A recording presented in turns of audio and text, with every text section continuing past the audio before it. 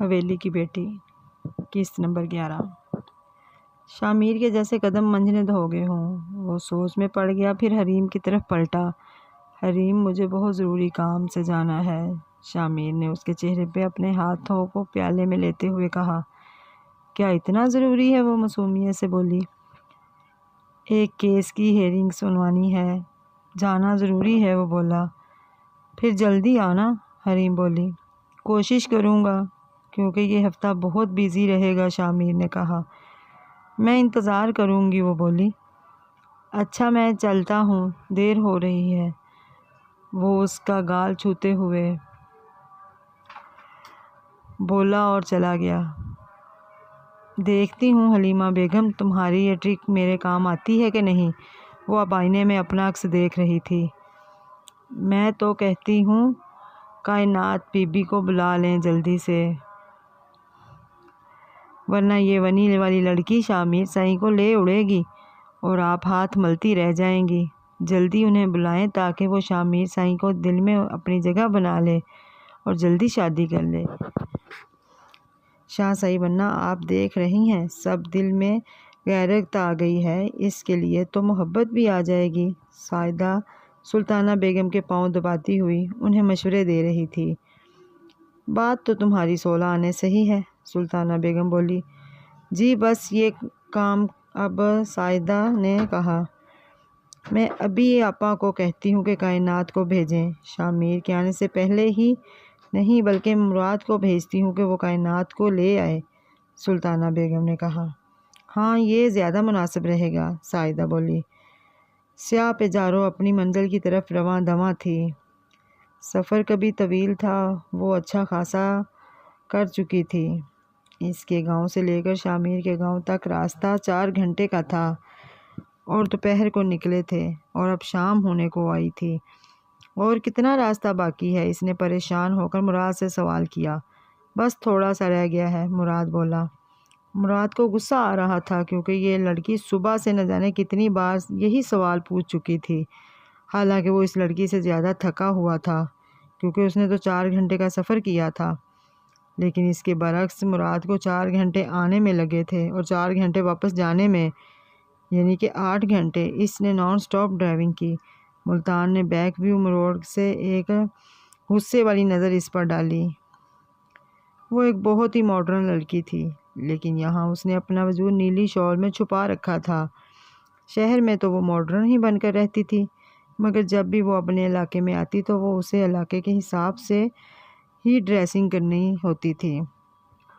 آج بھی وہ اسٹائل سے قمیض شلوار اور پر شال اوڑھے پیاری لگ رہی تھی۔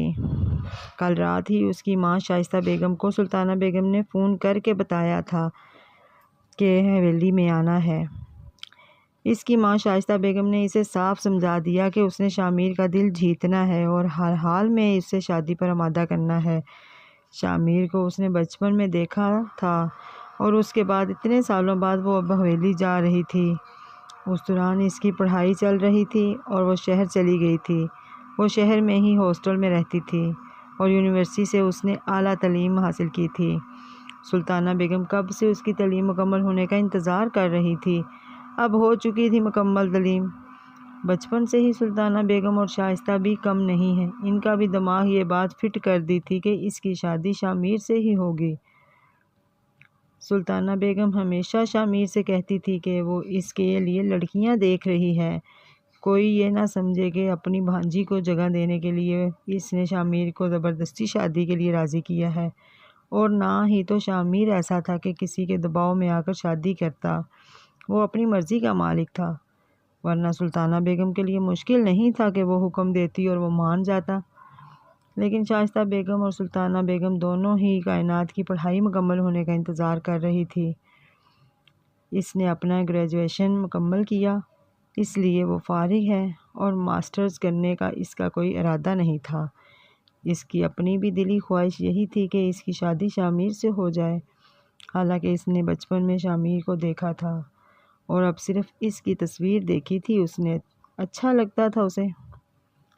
ان کے خاندان میں خاندان سے باہر شادی کرنے کا رواج نہیں تھا، باہر سے لڑکیاں لائی تو جاتی تھی مگر اپنے لڑکیاں باہر کوئی بھی نہیں دینے کو راضی ہوتا تھا۔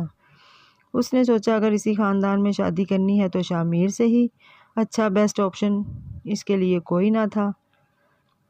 اس لیے یہ بھی بتا دیا گیا تھا کہ شاہ میر خون بہا کے عوض میں ایک لڑکی سے نکاح کر کے اسے اپنے گھر لے آیا ہے، لیکن اس بات کی کوئی ٹینشن نہیں تھی کیونکہ وہ سمجھتی تھی کہ وہ یقیناً خون بہا میں آئی ہوئی لڑکی سے بہتر ہے، اور اسے یقین تھا کہ شاہ میر اسے بیوی کا درجہ نہیں دے گا۔ اس کی حیثیت حویلی میں نوکرانی سے زیادہ کچھ نہیں ہے۔ اور کتنی دور ہے حویلی؟ آدھے گھنٹے بعد اس نے پھر مراد سے وہی سوال کیا۔ مراد کو اب شدید قسم کا غصہ آ گیا۔ آپ چپ کر کے نہیں بیٹھ سکتی کیا؟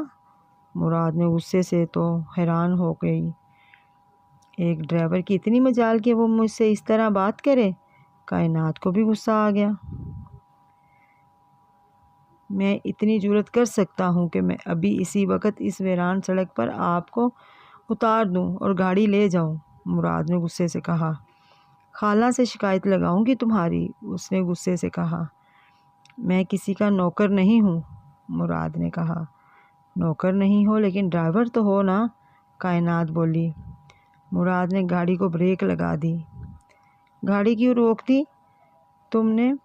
کائنات نے پریشانی سے بولی۔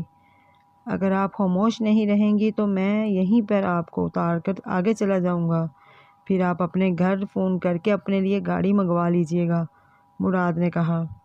انتہائی بدتمیز انسان ہو تم، شرافت سے گاڑی چلاؤ ورنہ میں شاہ میر کو بھی فون کر کے تمہاری شکایت لگاتی ہوں، کائنات نے دھمکی دی کہ اس کے پاس تو شاہ میر کا نمبر ہی نہیں تھا۔ آپ کے پاس شاہ میر کا نمبر ہے اور نہ ہی تو شاہ میر کے موبائل میں آپ کے نمبر میں اچھی طرح سے جانتا ہوں۔ اب مجھے کوئی آواز نہیں آنی چاہیے آپ کی، صرف 15 منٹ کا راستہ باقی ہے، مراد نے گاڑی سٹارٹ کرتے ہوئے بولا۔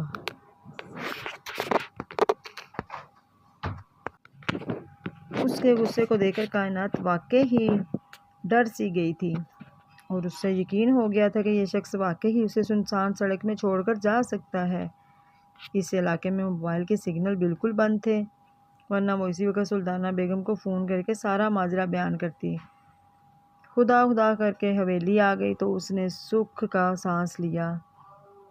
میرا سامان میرے کمرے میں لے آؤ، اس نے حکم دینے والے انداز میں کہا اور گاڑی کا دروازہ زور سے بند کیا۔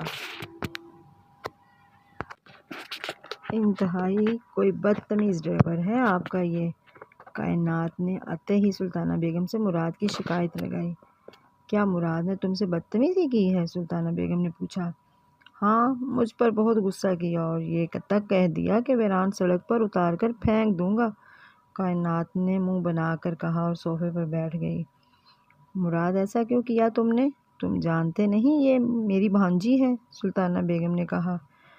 معذرت سردار بی بی، لیکن میں خواتین کے کام نہیں کرتا، آپ نے کہا تو میں چلا گیا، میں شاہ میر کے ملازم ہوں اور صرف اس کے کام کرتا ہوں، مراد نے غمگین لہجے میں کہا۔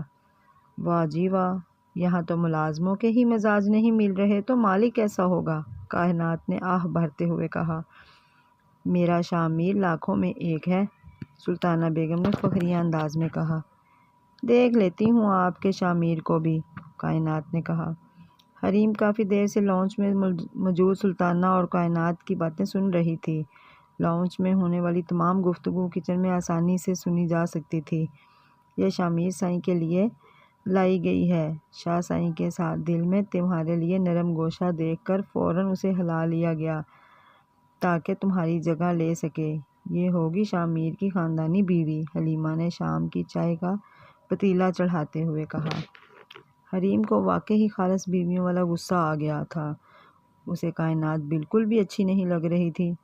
میں ایسا ہونے نہیں دوں گی، وہ پریشانی سے بولی۔ تمہارے پاس وقت بہت کم ہے، جو کرنا ہے اس قلیل مدت میں کر لو ورنہ یہ لڑکی لے اڑے گی تمہارے شاہ سائیں کو، حلیمہ نے اسے خوف زدہ کرتے ہوئے کہا۔ سارا کام ختم ہونے کے بعد وہ سونے کے لیے لیٹی تو اسے پریشانی سے نیند نہیں آ رہی تھی۔ کائنات کا سوچ سوچ کر برا حال ہو رہا تھا، اسے اس کے علاوہ شاہ میر کی زندگی میں کوئی اور لڑکی نہیں آ سکتی اور وہ آسانی سے اس کے دل میں جگہ لے گی، مگر آج وہ بہت پریشان اور مایوس ہو چکی تھی۔ یقیناً وہ لڑکی بہت خوبصورت، تعلیم یافتہ تھی، تمام خوبیاں حریم میں بھی موجود تھی، لیکن اب اس کی حیثیت ایک ونی میں آئی ہوئی تھی، ونی میں آئی ہوئی لڑکی کے سوا کچھ بھی نہیں تھی، ایسا اب حریم کو لگ رہا تھا۔ وہ پہلو بدل بدل کر تھک چکی تھی اور نیند کسی طور اس پر مہربان ہونے کے لیے تیار نہیں تھی۔ اسے بند کرنے میں کون سا میں نے سونے لگا۔ وہ اٹھی اور پاؤں میں چپل گھسیٹ کر شال اوڑھا اور باہر نکل آئی۔ وہ لان میں آ گئی اور وہاں پر موجود بینچ پر بیٹھ گئی۔ اسے کھلی فضا میں بھی اپنا دم گھٹتا ہوا نظر آ رہا تھا۔ یہ مجھے کیا ہو رہا ہے آخر؟ اس نے خود سے سوال کیا۔ میں اس شخص کو کھونے سے اتنی خوفزدہ کیوں ہو گئی ہوں؟ مجھے تو اس سے کوئی محبت نہیں ہے، پھر میری ایسی حالت کیوں ہو گئی ہے؟ میرا دم کیوں گھٹ رہا ہے؟ یہ تصور کہ وہ کسی اور سے محبت کرنے لگ جائے میرے لیے اتنا بھیانک کیوں ہے؟ وہ پریشانی سے سوچتی جا رہی تھی۔ اس کی سمجھ میں کچھ نہیں آ رہا تھا اور نہ ہی تو وہ کسی نتیجے پر پہنچ پا رہی تھی۔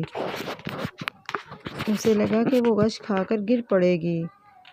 کیا وہ لڑکی شامیر کے دل میں اپنے لیے جگہ بنائے گی؟ کیا واقعی شامیر اس سے محبت میں مبتلا ہو کر اسے شادی کر لے گا؟ وہ اب سر پکڑ کر بیٹھ گئی۔ مراد جو وہاں سے گزرا تھا، اس نے حریم کو وہاں بیٹھا ہوا دیکھا تو پریشان ہوا۔ اس سے رہا نہیں گیا تو وہ اس کے پاس آیا حیرت سے۔ تو آپ ٹھیک ہیں نا؟ اس وقت یہاں کیوں بیٹھی ہوئی ہیں؟ مراد نے پریشانی سے پوچھا۔ وہ جو اپنی سوچوں میں غلطہ تھی، مراد کی آواز سن کر اچانک چونک پڑی۔ ہاں، حریم نے کھوئے ہوئے لہجے میں جواب دیا۔ میں پوچھ رہا ہوں آپ پریشان ہیں کیا جو اس وقت یہاں بیٹھی ہوئی ہیں؟ مراد پھر بولا۔ نہیں، میں تو پریشان نہیں ہوں، بس ایسے ہی دم گھٹ رہا تھا میرا اندر، وہ بولی۔ لیکن یہاں کافی سردی ہے، آپ کو نہیں لگ رہی؟ مراد نے کہا۔ جب انسان پریشان ہو تو اسے سردی گرمی نہیں لگتی، حریم نے بے خیالی میں جواب دیا۔ ابھی تو آپ کہہ رہی تھی کہ آپ کو کوئی پریشانی نہیں، اور آپ کہہ رہی ہیں کہ میں پریشان ہوں، مراد بولا۔ تو جو مجھ سے اتنی سوالات مت کرو پلیز۔ حریم پہلے ہی پریشان تھی اور اسے مراد کے سوالات مزید پریشان کر رہے تھے۔ میں جانتا ہوں آپ کائنات کی آمد کی وجہ سے پریشان ہو گئی ہیں، یہی بات ہے نا؟ مراد نے جیسے اس کا ذہن پڑھ لیا تھا اور بولا۔ حریم اس کی بات پر ایک پل کو حیران ہو گئی کہ کیسے اسے اندازہ ہو گیا اس کی پریشانی کا۔ مجھے معاف کر دو، میں نے اس دن تم سے بہت غلط باتیں کی تھی، مجھے ایسی باتیں نہیں کرنی چاہیے تھی، مگر مجھے جب کچھ سمجھ نہیں آتا تو میں اول فول بول دیتی ہوں۔ حریم کو لگا یہ مراد کا دل دکھانے کی سزا ہے، حالانکہ مراد نے تو اس کو بہت مدد کی ہے۔ اگر مراد اس دن اسے نہ بچاتا تو سلطانہ خاتون نے اسے ذلیل کرنے میں کوئی کسر نہیں چھوڑی تھی۔ میں آپ سے ناراض نہیں، لیکن میں اتنا ضرور کہوں گا، آپ اپنی معصومیت کو کھونے نہ دیں، مراد بولا۔ جب کسی انسان پر حد سے زیادہ ظلم ہونے لگے تو وہ خود بخود اپنی معصومیت کھو دیتا ہے۔ جو سلوک اس حویلی میں میرے ساتھ ہو رہا ہے وہ مجھے باغی بنانے کے لیے کافی ہے، حریم نے کہا۔ مراد بینچ کے دوسرے کونے میں بیٹھ گیا۔ اگر آپ سچے دل سے سوچیں تو ان لوگوں کے ساتھ بہت ناانصافی ہوئی ہے۔ سلطانہ بیگم کا جوان جہان بیٹا ہے، موت میں مارا گیا۔ شامیر نے اپنا عزیز ترین بھائی کھو دیا۔ مجھے آج بھی وہ منظر یاد آتا ہے جب دل کانپ جاتا ہے۔ جنید کی خون سے بھری ہوئی لاش اس حویلی میں لائی گئی تو وہ منظر کسی قیامت سے کم نہ تھا۔ شامیر کی اس وقت جو حالت تھی میں لفظوں میں بیان نہیں کر سکتا، کیونکہ اسے اس کا بھائی بے حد عزیز تھا۔ میں شامیر کی رگ رگ سے واقف ہوں، اچھا انسان ہے، لیکن حالات نے اسے بھی ایسے ہی باغی بنا دیا ہے جیسا کہ آپ کو۔ اس کے ساتھ بھی بے حد زیادہ ظلم ہوا ہے۔ آپ اپنے ادا سائیں کو مرتا ہوا نہیں دیکھ سکتی تھی، اس لیے آپ نے قربانی دی اور آپ یہاں آ گئی خون بہا کے عوض میں، لیکن شامیر کے لیے تو کچھ نہیں رہا اب کہ وہ اپنے بھائی کو بچانے کے لیے بھی قربانی بھی نہیں دے سکتا۔ مراد نے کہا تو حریم شرمندہ ہوئی۔ اگر حقیقت اس کے بالکل برعکس ہو تو اگر میرے ادا سائی نے جنید کو نہیں مارا تو؟ وہ بولی۔ پورے ایک مجمع نے آپ کے بھائی کو دیکھا ہے اسے گولی چلاتے ہوئے، مراد نے کہا۔ ادا سائی نے کہا ہے کہ ان کا گولی چلانے کا کوئی ارادہ نہیں تھا۔ وہ جنید کو جان سے نہیں مارنا چاہتے تھے، بلکہ جنید ان پر گولی چلانے والا تھا۔ انہوں نے صرف اپنے بچاؤ کے لیے گولی چلائی، اور سیلف ڈیفنس میں کیا جانے والا قتل نہیں ہوتا۔ لیکن مجھے افسوس ہے کہ میرے بھائی کو میرے بابا سائی نے بھی صفائی کا کوئی موقع نہیں دیا۔ وہ ٹرانس کی سی کیفیت میں بولے جا رہی تھی اور مراد اسے سن رہا تھا۔ یہ ایک من گھڑت کہانی ہے جو ظفر نے آپ سب گھر والوں کو سنائی ہے۔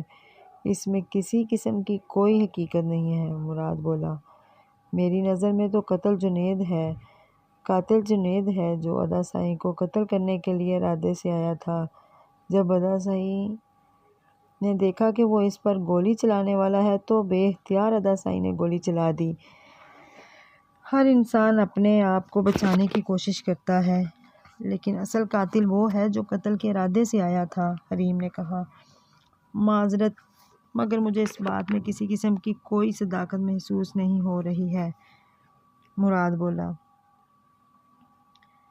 سچ اور جھوٹ کا فیصلہ خدا کرے گا، تو پھر ہم خدا پر ہی چھوڑ دیتے ہیں، حریم بولی۔ میں تمہارا شکریہ ادا کرنا چاہتی ہوں، تم نے مجھے اس دن بچا لیا، ورنہ سلطانہ خاتون نے تو حریم آگے کچھ بول ہی نہیں پائی۔ وہ خواتین کے آگے چاہیے آپ کے ساتھ جو سلوک کریں، میں کچھ نہیں بول سکتا، مگر میں کسی بھی عورت کو اس طرح سے مردوں کے مجمع میں ذلیل ہونا نہیں دیکھ سکتا، خاص کر اس عورت کو جو میرے دوست کی بیوی ہو، مراد بولا۔ تم بول رہے تھے کہ شامیر تم سے میری وجہ سے ناراض ہے اب تک، حریم کو یاد آیا۔ یہاں پر سب لوگ اپنی بیویوں کے معاملے میں بہت زیادہ غیرت مند ہیں۔ اس دن سلطانہ خاتون نے آپ کے ساتھ جو سلوک کیا اگر شامیر کو معلوم ہو گیا تو وہ بہت برا ہوگا، لیکن آپ شامیر کو بتانے کی غلطی نہ کرنا جب تک وہ خود نہ اپنی آنکھوں سے دیکھ لے، کیونکہ وہ سلطانہ بیگم پر اندھا دھند اعتماد کرتا ہے اور ان سے سچی محبت بھی کرتا ہے۔ ان کے خلاف ایک لفظ نہیں سن سکتا، مراد نے کہا۔ نہیں، میں نے اس سے کچھ بھی نہیں بتایا۔ میں جانتی ہوں کہ اس کے دل میں سلطانہ بیگم کے لیے کیا مقام ہے۔ میں بھی اس دن کے انتظار میں ہوں جب وہ اپنی آنکھوں سے سب کچھ دیکھے، حریم بولی۔ اور یہ نوبت سلطانہ بیگم آنے نہیں دیں گی، مراد نے کہا۔ وہ دونوں بہت دیر تک وہاں بیٹھے باتیں کرتے رہے۔ حریم کو محسوس ہوا کہ اس کے ذہن کا کافی بوجھ ہلکا ہو گیا ہے مراد سے باتیں کر کے۔ اسے بالکل بھول گیا تھا کہ وہ کس بات کے لیے تھوڑی دیر پہلے پریشان ہو کر باہر آئی تھی۔ شامیر کمرہ عدالت میں بیٹھا تھا، وکیل دفعہ بہت کچھ بول رہے تھے، کمرہ عدالت میں بہت کچھ ہو رہا تھا، لیکن شامیر تو وہاں ہوتے ہوئے بھی وہاں نہیں تھا جیسے وہ جسمانی طور پر تو وہاں آتا لیکن ذہنی طور پر نہ جانے کہاں تھا۔ اس کی آنکھوں کے سامنے بار بار حریم کا چہرہ آ رہا تھا، اس کی سماعتوں میں حریم کی کہیں نہ کہیں بولی ہوئی باتیں گونج رہی تھی۔ حریم کا لمس اسے اپنے بہت قریب محسوس ہو رہا تھا۔ اس کی ایسی کیفیت پہلے کبھی نہیں ہوئی تھی، لیکن اس بار حریم کا بدلا ہوا رویہ دیکھ کر وہ اس کے بارے میں زیادہ ہی سوچ رہا تھا۔ سارا دن مصروف گزارنے کے بعد وہ گھر آیا۔ صاحب کھانا لگا دو، ضمیر نے کہا۔ ہاں لگا دو، اس نے کہا اور ڈائننگ ٹیبل پر آ کر بیٹھ گیا کھانا کھانے کے لیے۔ کھانا کھاتے وقت بھی اسے یہی خیال آ رہا تھا، اور جب میں سونے کے لیے لیٹا تو نیند میں ہستیوں کوسوں دور نظر آ رہی تھی۔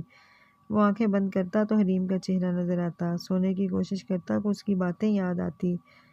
یہ ایک ہفتہ نہ جانے کیوں اسے ایک صدی کے برابر لگ رہا تھا، اس بار جو ختم ہونے پر ہی نہیں آ رہا تھا۔ خدا خدا کر کے ہفتہ ختم ہوا۔ اس نے فوراً حویلی کی طرف گاڑی دوڑائی، مگر وہاں صرف حریم ہی نہیں بلکہ کوئی اور بھی اس کا منتظر تھا۔